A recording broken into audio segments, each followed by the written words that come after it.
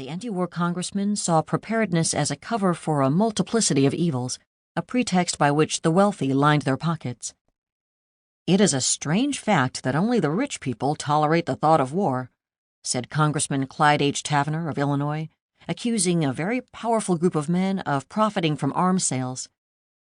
Congressman Warren Worth Bailey of Pennsylvania called preparedness the sheerest rot because the United States was not liable to be invaded. In October 1915, Bryan made a speaking tour through Texas, Mississippi, Virginia, and New York, warning huge enthusiastic crowds of the dangers of preparedness. The president was moving in the opposite direction. In early November, Wilson called for preparedness not for war, but only for defense, and sent plans to Congress to enlarge the Army and Navy and to create a Continental Army that would be a national force under federal control. These plans stirred still greater controversy. Congressman Kitchen accused Wilson of setting off an arms race that would make the whole world an armed camp. Outside Congress and the anti-war organizations, a well-known individual spoke up for peace.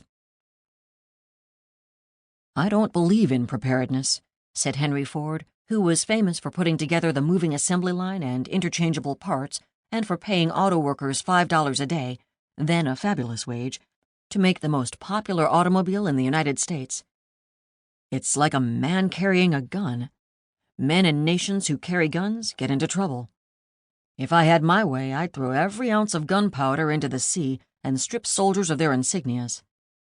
Ford's words reached Rosika Schwimmer, one of the leaders of the International Women's Conference against the war, who came to Detroit to persuade him that mediation could bring peace.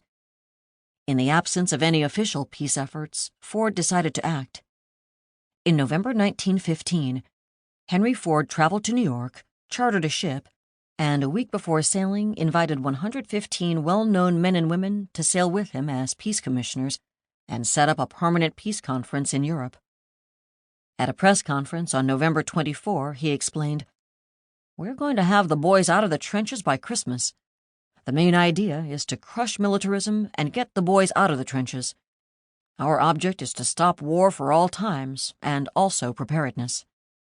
William Jennings Bryan, Thomas Edison, and a host of other luminaries saw the peace ship off as a band played the most popular song of 1915, "I Didn't Raise My Boy to Be a Soldier."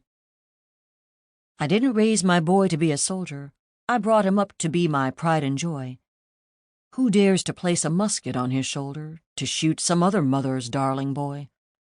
Let nations arbitrate their future troubles. It's time to lay the sword and gun away. There'd be no war today if mothers all would say, 'I didn't raise my boy to be a soldier.'" In the absence of any clear indication of Henry Ford's intentions, the peace ship seemed a harebrained scheme. The New York Times drew Ford as David hurling a Model T at the gigantic god of war. The New York Herald showed him turning a crank in his own head. The ridicule, Ford's lack of a concrete plan for initiating and sustaining mediation, and division among the peace commissioners, some of whom never visited the permanent seat of the peace conference in Europe, doomed the Ford Peace Initiative to failure.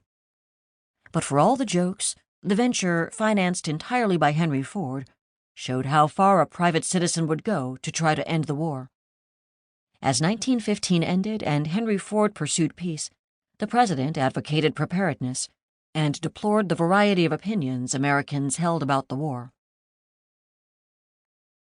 During 1915, preparedness advocates had all too often combined their demands for military spending with attacks on immigrants and appeals for 100% Americanism, initially perhaps because Irish Americans and German Americans endorsed neutrality. But bigotry had no roots in reason and acquired its own momentum. As though it were impossible to augment the armed services without indulging in nativism, President Wilson adopted the rhetoric of 100% Americanism as he moved away from peace and toward preparedness. In December 1915, he called for bigger armed forces, a Continental Army, and criticized immigrants who expressed alien sympathies and who poured the poison of disloyalty into the very arteries of our national life. Such creatures of passion, disloyalty, and anarchy must be crushed out. Although his anti-hyphenism was never as shrill as Theodore Roosevelt's, Wilson nonetheless tested the nativist waters. Less concerned with enforcing unanimity in American opinion, Bryan accused the president of joyriding with the Jingos.